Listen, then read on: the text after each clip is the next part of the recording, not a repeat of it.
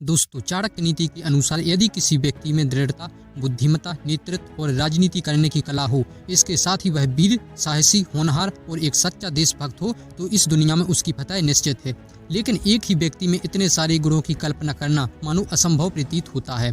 परंतु भारतीय इतिहास के पन्नों का रुख करें तो उसमें एक ऐसे वीर थे जिनमें यह सभी गुण मौजूद थे।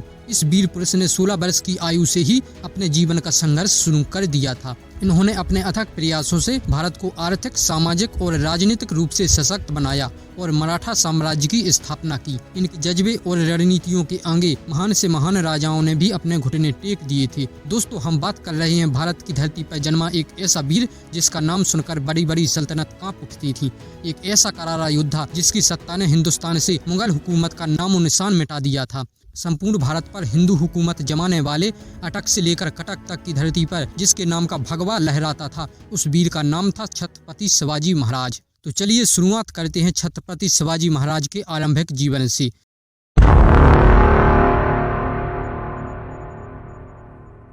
दोस्तों, छत्रपति शिवाजी महाराज का जन्म 19 फरवरी 1630 ईस्वी को महाराष्ट्र के शिवनेरी दुर्ग में हुआ था। इनकी माता का नाम जीजाबाई था। शिवाजी अपनी माता जीजाबाई के प्रति बेहद समर्पित थे। इनकी मां बहुत ही धार्मिक प्रवृत्ति की महिला थी और उन्होंने शिवाजी को बचपन से ही युद्ध की कहानियां तथा उस युग के घटनाओं के बारे में बताती रहती थीं। जिस समय शिवाजी महाराज का जन्म हुआ था, उस समय उत्तर भारत पर मुगल बादशाह शाहजहां का शासन था। डेक्कन के अहमदनगर में निजाम शाही, बीजापुर में आदिल शाही और गोलकुंडा में कुतुब शाही राज्य का शासन था। इनके पिता शाहजी भोसले बीजापुर सल्तनत की सेना में एक मराठा सेनापति थे। जब शिवाजी थोड़े बड़े हुए तो उन्हें दादाजी कोंडदेव के पास छोड़ दिया गया। इन्होंने ही शिवाजी का लालन पालन किया और उन्हें राजनीतिक और प्रशासनिक शिक्षा प्रदान की। इन्होंने ही शिवाजी को बुनियादी लड़ाई, घुड़सवारी, तलवारबाजी और निशानेबाजी आदि का ज्ञान दिया। इनकी माता जीजाबाई ने शिवाजी का चरित्र निर्माण करने में आधारशिला का काम किया। इसके अलावा शिवाजी के जीवन पर गुरु रामदास की शिक्षा का भी काफी प्रभाव पड़ा। गुरु रामदास इनके आध्यात्मिक पथ प्रदर्शक थे। माता गुरु रामदास और दादाजी कोंडदेव से ही शिक्षा पाकर शिवाजी महाराज बचपन से ही एक निर्भीक और साहसी योद्धा बन गए। अब यदि समय में आगे बढ़ें तो शिवाजी महाराज का विवाह 14 मई 1640 ईस्वी में लाल महल पुरी में हुआ था। शिवाजी महाराज ने कुल 8 विवाह किए थे। वैवाहिक राजनीति के जरिए उन्होंने लगभग सभी मराठा सरदारों को एक साथ लाने में सफलता प्राप्त की।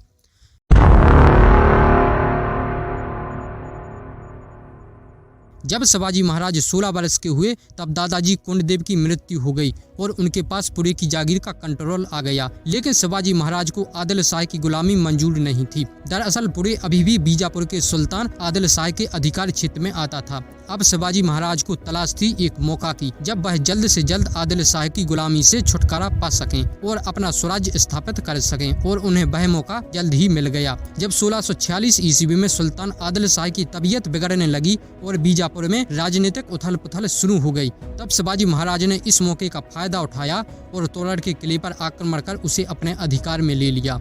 उस समय शिवाजी महाराज की उम्र 16 साल थी। अब भला 16 साल के बालक का साथ कौन देगा, इसलिए उन्होंने अपने साथियों की एक छोटी सी सेना बनाई और तोरड़ के किले को जीत लिया। इस किले से शिवाजी महाराज को बहुत सारा खजाना हाथ लगा और इस खजाने से इन्होंने अपनी सेना बनाई और इसी सेना के बल पर इन्होंने अगले 2 सालों में पुरंदर, कोंडाना, इंदरपुर और चाकनी जैसे विशाल किलों पर अपनी हुकूमत कायम कर दी और इसके बाद रायगढ़ में अपनी राजधानी स्थापित की। दोस्तों, इस पूरी घटना में शिवाजी का एकमात्र उद्देश्य था और वह उद्देश्य था कम से कम नुकसान में ज्यादा से ज्यादा अपने राज्य का विस्तार करना, और इसलिए उन्होंने पारंपरिक युद्ध लड़ने की बजाय संधियां, मित्रता और गोरेला युद्ध पद्धतियों जैसी रणनीतियों से दुश्मन को परास्त करने की योजना बनाई और धीरे धीरे अपनी हुकूमत का विस्तार किया।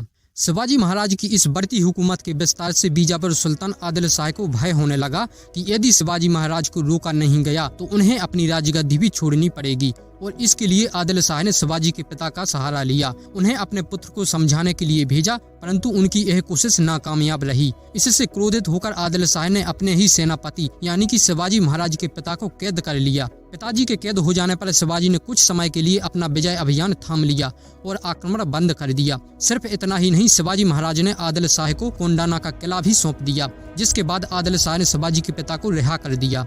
इसके बाद शिवाजी महाराज फिर से अपने विजय अभियान में जुट गए। किसी के साथ शिवाजी महाराज ने युद्ध किया तो किसी के साथ मित्रता और संधियां, और ऐसा करते करते शिवाजी महाराज ने एक बहुत बड़ा साम्राज्य स्थापित कर लिया। इसके बाद शिवाजी महाराज के हौसले बुलंद हो गए और उन्होंने बीजापुर में अपना साम्राज्य का विस्तार करना शुरू कर दिया। शिवाजी महाराज के बढ़ते हुए प्रभाव को देखते हुए आदिल शाह की नींद हराम हो चुकी थी। अपनी सल्तनत खत्म होते देख बीजापुर का सुल्तान आदिल शाह तिलमिला उठा और उसने अपने सेनापति अफजल खां को एक बड़ी सेना देकर शिवाजी महाराज का खात्मा करने के लिए भेजा। अफजल खान कद काठी और सैन्य ताकत के मामले में शिवाजी से काफी बड़ा था। शिवाजी महाराज इस समय प्रतापगढ़ के किले में थे। 1659 ईस्वी को अफजल खान अपनी विशाल सेना के साथ प्रतापगढ़ के लिए निकल चुका। अफजल खान के इरादे शिवाजी महाराज को धोखे से मारने के थे, इसलिए अफजल खान ने पत्र के माध्यम से शिवाजी से मिलने की इच्छा जाहिर की। अगले दिन महाराज की अफजल खान से मुलाकात हुई। बातचीत के दौरान अफजल खान ने शिवाजी से मित्रता का हाथ बढ़ाते हुए गले मिलने की इच्छा जाहिर की। गले मिलने के बहाने अफजल खान ने शिवाजी महाराज की पीठ पर खंजर से वार कर दिया और जोर जोर से हंसने लगा, परंतु तुरंत ही उसकी हंसी मातम में बदल गई जब उसे लगा कि शिवाजी को इस चाकू से कुछ भी असर नहीं हुआ है। शिवाजी महाराज अफजल खान के इरादे समझ चुके थे और इसलिए कवच पहनने के कारण वह बच गए थे। अब उन्होंने अफजल खान को वहीं चीर डाला। अफजल खान के मरते ही उसकी तमाम सेना भागने लगी, किंतु शिवाजी महाराज पर हुए आक्रमण के गुस्से के कारण उनकी सेना ने कई सैनिकों को गाजर मूली की तरह काट डाला। उनकी निरंतर बढ़ती हुई शक्ति को देखते हुए एक बार फिर से आदिल शाह ने रुस्तम झां को भारी सेना के साथ युद्ध के लिए भेजा, जिसे कोल्हापुर युद्ध के नाम से जाना जाता है। यह एक ऐसा युद्ध था जिसके परिणाम मराठों के पक्ष में अंकित हुए। कोल्हापुर युद्ध के बीज तभी पड़ गए थे जब शिवाजी को मारने या कैद करने के उद्देश्य से बीजापुर शासक ने अपने सेनापति अफजल खान को भेजा था। अब वह घड़ी नजदीक आ चुकी थी जिसका इंतजार रुस्तम और शिवाजी महाराज दोनों को था। कोल्हापुर के युद्ध में अब दोनों सेना आमने सामने थीं और युद्ध के लिए तैयार थीं। यह सुबह का समय था जब दोनों सेनाओं की भिड़ंत कोल्हापुर के मैदान में हुई। युद्ध का बिगुल फूंक चुका था। शिवाजी महाराज के लगभग 3500 मराठा सैनिक 10,000 की संख्या वाले आदिल शाह के सैनिकों पर वज्र की भांति टूट पड़े। रुस्तम की सेना में अफरा तफरी मच गई और चारों ओर हाहाकार सुनाई दे रही थी। शिवाजी महाराज और उनकी सेना आदिल शाही सेना पर भारी पड़ रही थी। इस युद्ध में आदिल शाही सेना को बहुत भारी नुकसान हुआ, जिससे उनका साहस डगमगाने लगा। मराठा सैनिकों ने अपने युद्ध कौशलता का ऐसा परिचय दिया जिससे आदिल शाही सेना के पैर उखड़ने लगे और उन्होंने अपनी बची हुई सेना को लेकर पीछे हटना ही मुनासिब समझा। संध्या की बेला करीब आती जा रही थी। अंधकार अपने पैर पसारने लगा था, परंतु शिवाजी का सूर्योदय हो रहा था, क्योंकि उनके लिए यह विजय की बेला थी। यद्यपि शिवाजी ने कोल्हापुर के युद्ध में भी अपने कई योग्य और कुशल योद्धाओं को खो दिया था, लेकिन विजय उनके पक्ष में दर्ज हुई। कई मराठा सैनिकों ने अपने रक्त से इस धरा का तिलक कर अपनी माटी का कर्ज चुकाया और शिवाजी महाराज के प्रति अपनी वफादारी का परिचय दिया। सन 1660 ईस्वी तक शिवाजी महाराज ने बीजापुर के 1/4 हिस्से पर कब्जा कर लिया। सल्तनत के किले ध्वस्त हो गए, जागीरें टूट गईं और सल्तनत की सेनाएं लड़कर बर्बाद हो गईं। इसके बाद शिवाजी महाराज ने अपनी सेना को कोल्हापुर की तरफ कूच करने का आदेश दिया। मराठों की गर्जती हुई सेना दक्कन के खुले मैदान में पहुंची तथा एक एक करके 17 किलों को विजय कर लिया।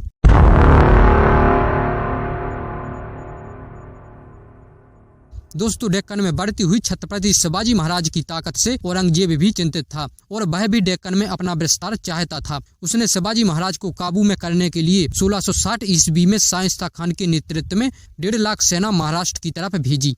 शाइस्ता खान लश्कर के साथ पुणे पहुंचा और पूरे नगर को अपने कब्जे में ले लिया। वह 3 महीनों तक पुणे के हिंदू मंदिरों पर अपना गुस्सा उतारता रहा और बहुत अत्याचार करता रहा।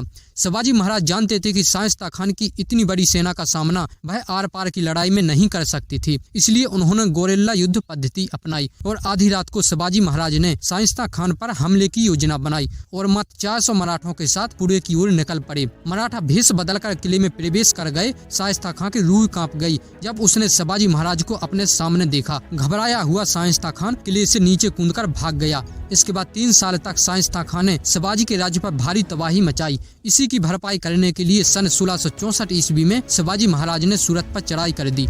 मराठों ने सूरत के पूरे व्यापार को चौपट कर दिया और मुगलों की बेशुमार दौलत को अपने कब्जे में ले लिया। इस घटना से औरंगजेब का गुस्सा 7वें आसमान पर पहुंच गया। अपनी सल्तनत के अपमान का बदला लेने के लिए औरंगजेब ने आमेर के राजा जय सिंह को एक बड़ी सेना के साथ शिवाजी महाराज के राज्य भेजा। 1665 ईस्वी में जय सिंह ने 1 लाख मुगल सेना के साथ शिवाजी महाराज को पुरंदर के किले में घेर लिया। इतनी बड़ी सेना और जय सिंह की हिम्मत और दृढ़ता ने शिवाजी महाराज को शांति समझौते पर मजबूर कर दिया। पुरंदर के किले को बचा पाने में अपने आप को असमर्थ जानकर शिवाजी महाराज ने महाराजा जय सिंह से संधि की पेशकश की। दोनों पक्ष संधि की शर्तों पर सहमत हो गए और 11 जून 1665 ईस्वी को पुरंदर की संधि हुई। इस संधि के अनुसार शिवाजी महाराज को मुगलों को अपने तेज किले देने पड़े। साथ ही शिवाजी ने मुगल सम्राट औरंगजेब की सेवा में अपने पुत्र संभाजी को भेजने की बात मान ली। मुगल दरबार ने संभाजी को 5000 का मनसब एवं उचित जागीरें देना स्वीकार किया। इसके बाद 1666 ईस्वी में राजा जय सिंह ने शिवाजी महाराज और औरंगजेब की मुलाकात करवाई। इसके लिए शिवाजी महाराज को आगरा के किले में आने का निमंत्रण दिया गया, लेकिन आगरा पहुंचने के बाद शिवाजी महाराज को तीसरे दर्जे के मनसबदारों के साथ बैठाया गया, जो कि शिवाजी महाराज के लिए आपत्तिजनक था और वह इसे सहन नहीं कर पाए और उन्होंने औरंगजेब का विरोध कर दिया। औरंगजेब इसे बर्दाश्त नहीं कर पाया और शिवाजी महाराज और उनके बेटे को हाउस अरेस्ट कर दिया गया। अब शिवाजी महाराज को यहाँ से हर हाल में आजाद होना था। इसके लिए उन्होंने रणनीति बनाई और मौके का फायदा उठाकर मिठाई बांटने वाले का भेष धारण करके संभाजी को मिठाई की टोकरी में छिपाकर बड़ी ही चालाकी से आगरा के किले से बाहर निकल गई। कुछ सालों तक मामला शांत रहा और फिर 1668 ईस्वी में एक बार फिर से औरंगजेब ने शिवाजी महाराज के साथ संधि की इच्छा जताई और यह संधि जसवंत सिंह के सहयोग से हुई। इसके अनुसार औरंगजेब ने शिवाजी महाराज को राजा की उपाधि दी और संभाजी को बिरार का मनसबदार बना दिया। लेकिन औरंगजेब अपनी हरकतों से कहां बाज आने वाला था। मात्र 2 वर्ष के अंदर ही औरंगजेब ने 1670 ईस्वी में संधि की शर्तों को तोड़ दिया और संभाजी से बिरार का राज छीन लिया। शिवाजी महाराज औरंगजेब की इस हरकत से काफी क्रोधित हुए और उन्होंने ईंट का जवाब पत्थर से देने की ठान ली। इसके बाद 1670 ईस्वी में शिवाजी महाराज ने दोबारा सूरत को लूटा और इसी के साथ उन्होंने अपने राज्य का काफी विस्तार किया। मुगलों पर कहर बनकर टूटे शिवाजी महाराज ने किलों पर तैनात मुगलों को मार मार कर लाशों के ढेर लगा दिए। उन्होंने एक एक करके अपने सभी किलों पर भगवा ध्वज लहरा दिया। इसके बाद 6 जून 1674 को शिवाजी महाराज का वैदिक मंत्रों के उच्चारण के साथ ही राज्याभिषेक हुआ।